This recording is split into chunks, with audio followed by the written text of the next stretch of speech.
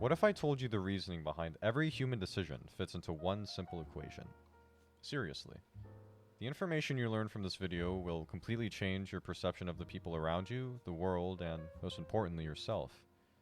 Your feelings will be hurt by this video, it's instinctual, but if you watch with an open mind, you'll have what most people don't, an actual understanding of human behavior.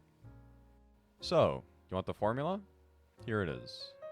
It really is that simple. The motivations behind every human decision can be traced back to this formula. No exceptions. If that's all you clicked on this video to learn, then there you go. But if you want an in-depth analysis on why this formula works so well and how to apply it to everyday life, then stick around. So, how did I come to this conclusion? Well, it started with my desire to understand myself, and I felt the best way to do that was to think about my thoughts.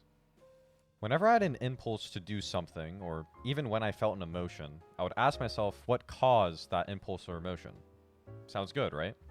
The problem with this method is that you will come to conclusions that miss the full truth.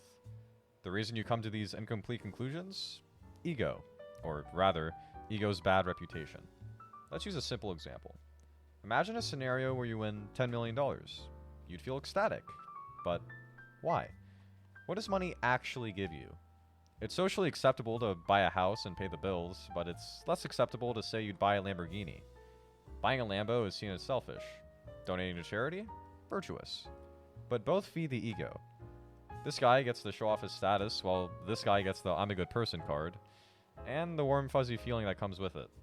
From ego. Even the most altruistic acts still feed the ego. That doesn't make them bad, it just makes them human. Keep in mind, this isn't me saying that you should just buy a bunch of Lambos instead of donating to charity.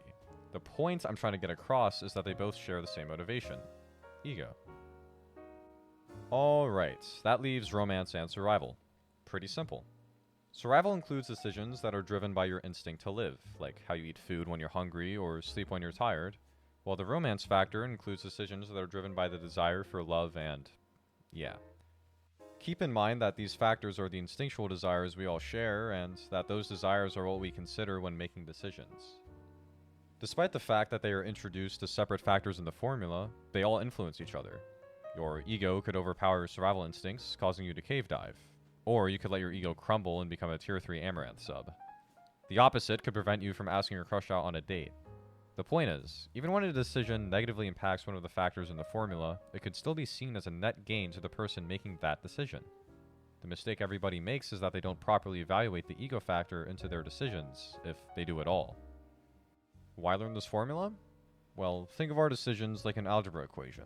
Before this video, you were missing multiple factors, but now you can solve for x. You'll be more honest with yourself, leading to making decisions that you're actually happy with. You'll be able to cultivate deep relationships where both people understand exactly why the other person did an action. Another perk is that whenever someone says or does something, you'll know exactly why they did it. Imagine never being confused again. There's a reason this view on psychology hasn't been considered before, and it stems from the fact that we are incredibly good at lying to ourselves for the sake of our egos. Sure, some psychologists and philosophers have gotten close, like Sigmund Freud with his id, ego, and superego, or Maslow with his survival hierarchy. But nobody has laid it out this clearly. Our egos set blame as the default response when we do something bad, but when we do something good, suddenly we want all the credit. The reality is, ego is a part of the good and the bad. Learning from your mistakes, wanting to become better at something, even donating to charity are all motivated by ego. The thing about growing and, let's say, becoming enlightened is that you have to admit that you make mistakes. Doing that is hard because it hurts your ego, but it's okay to change your mind about a topic. If you made it this far into the video, you probably have the capacity to become enlightened. I believe most people do.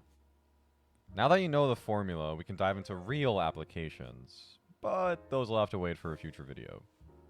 Like and subscribe, please.